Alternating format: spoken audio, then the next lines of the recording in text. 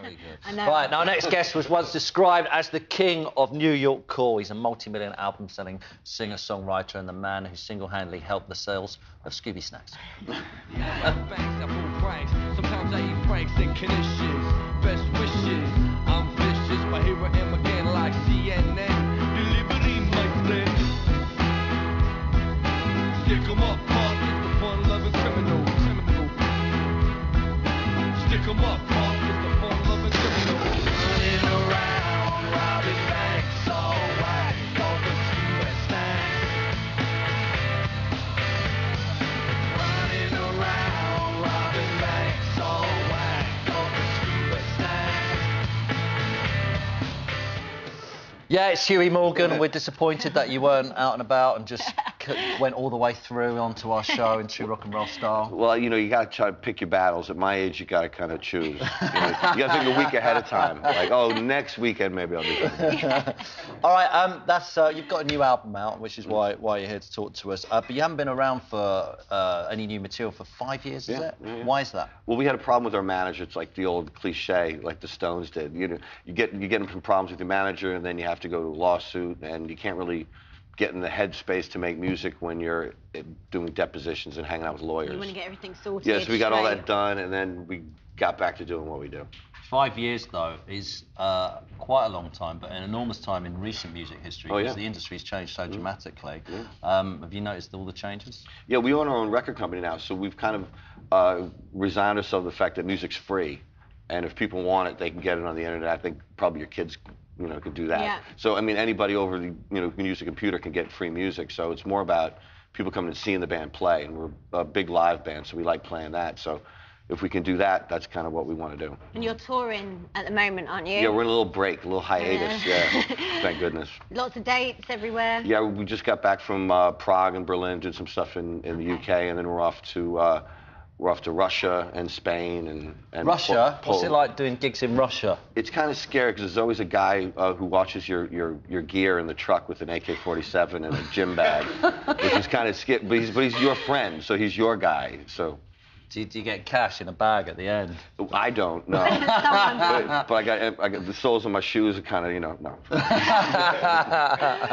Classic Fantastic was the first single, wasn't it? And I have to say, it is so, and I know it's meant to be, but it's so Fun Lovin Criminals, and that's what I think is so good about your band. You can identify it straight away with your music, and I think most probably why it tours so well, and everybody just knows what they're going to get. Yeah, it does what it says on the tin, as they say. So what we do is we do what we do, so we might as well do that. We're not going to do dubstep or house music. So. Do you mind, I hope you don't take this as an insult, but we're about to show well, watch yourself. It's with your Russian connections. It kind of feels old school, and we were saying how interesting it sounds by sounding old school now. It sounds like the old days to us. Is that? Well, all the music that we listen to is older music, like older R&B music, not like Rihanna, but like Sam Cooke. So all that kind of music is stuff we grew up on in the blues and jazz and things like that. So bringing that into Fun Lovin Criminals music is kind of what we've always done. So it's just kind of you know, trying to find different genres of music that we can stick into a song, or as many as we can. I was going to say it sounds old school, which means it sounds, to us it sounds fresh now, but then I thought I'd sound like Alan Partridge if I was trying to say stuff like that. I know what you mean. But I can't use the word fresh at my age. Right, listen, let's have a look. Classic Fantastic, here you go. Speaking him out, what? Stuck in a rut, but I'm the one that knows what you about. That's true. Yes, you radiate heat, you put the boom in the beat. You're the dream I wanna dream when I'm asleep. Yeah, far no chicken, no way. Shuffling your bizzle repeat all day. Some city underdogs are on their way, man. We're here, and y'all press play. Yeah, the times need us, they come between us, propping up Judas like Jesus to please us, please.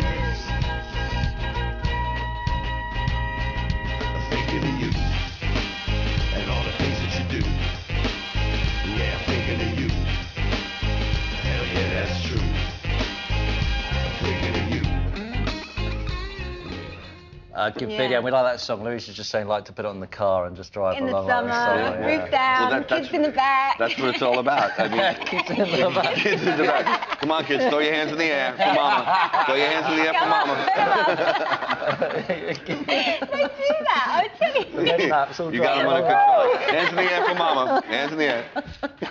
Jamie heads down golf gear again. Jamie's like that. His head is in his hands going, kids, put your hands down. So was it easy just to pick up from where you left off when you got the band back together again? Well, the band never really split up, so we just got back together as a bunch of friends, and we all have kind of the same kind of musical taste and kind of know what we do best, so we just went and did it. We got a new single coming out called Mr. Sun, which is, Frank and Fast wrote the music to it in hopes, because they both lived in England for a long time now, in the hopes of that it'll be more than 4 days of sunshine, as we see out the back here.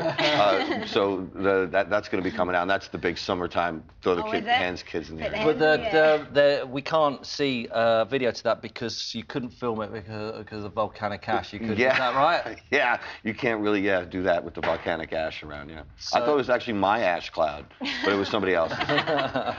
I'm really gutted that there wasn't a phone call where, we got to get the band back together. I'm gutted about it. It was just like, we finally got out from under the depositions. That was pretty much it. So, are you popular all over the world? Are you popular in the States, or is it just Europe? Well, I mean, in New York and like the major East Coast cities, we play gigs, and the West Coast, we play gigs. But there's a lot of stuff. When we first got signed, EMI in America folded, so we didn't really have a lot of support in America, but we'd had a lot of support in Europe. So we just figured love is love, so we played where people wanted to see us play. You're a proper London boy now, aren't you? Well, not proper London boy. Proper London boy. A little bit, but I think maybe a couple of years. Where do you live in London? I live in North London. London. Have you adopted a football team? No, I can't really, because I'm from New York, so I'm a Yankee fan. And if people ask me what football team I support, I say the Jets, and then they just go, oh, whatever. So and if you're in a pub, that's the best thing to say. Yeah. That you're a Jet fan. They just go, oh, your London accent there is interesting, because you've just done a film where you're Soul. Is it called Soul Boy? Soul Boy. Yeah, you're a Londoner in it. The right? story behind it's funny, because I have a friend who's a movie director from Ireland named Shimmy Marcus, and he always wants to put me in his films. And the first film I was in with him was called Head Rush. He said, I want you to play a gangster from New York called the Yank. He's based in Amsterdam, and he's like this kind of weird dude. And then I get to the set, and I had to play a transvestite gangster weird dude. That, we did with you in red stiletto Loving shoes. The red shoes. The red shoes. Loving the red shoes. Were they comfy? They were not comfy at all, but now you can understand. Like, I mean, those. I understand how women are going. You're killing me, yeah. Listen, if we want to show, we've got a clip of the film with you in it, and you're a Londoner, and you've moved up north, and it's about Northern Soul. This film, which is great. This is a clip. Is this it? Kim Weston. She's a soul singer. Does that look like a soul album?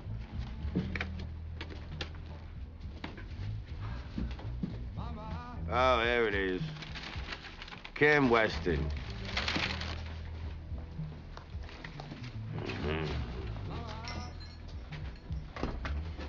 Hey, Joe. Do you know about her, Dee Dee? She turned up about a month ago on a rainbow from the land of love. All those imports from the States, like Dean Parrish, Dobie Gray, Yvonne Baker. When she orders, she give a name. Let's have a look, right? Jane Rogers. Trimmers? What's Trimmers? Hairdressers in town. It's a little Dick Van Dyke when you watch it back, ain't it? No, it's good. I love Northern Soul. I don't know a lot about it, but whenever I get a moment bored, I trawl around the internet looking at people dancing Northern Soul. Oh yeah, do the spins. Yeah, because it's really good stuff. Right, Huey's staying with us, doing a spot of cooking, and we'll be taking your email. So if you've got a question to ask him or Liz Bonham, drop us a line via our website, bbc.co.uk/something for the weekend.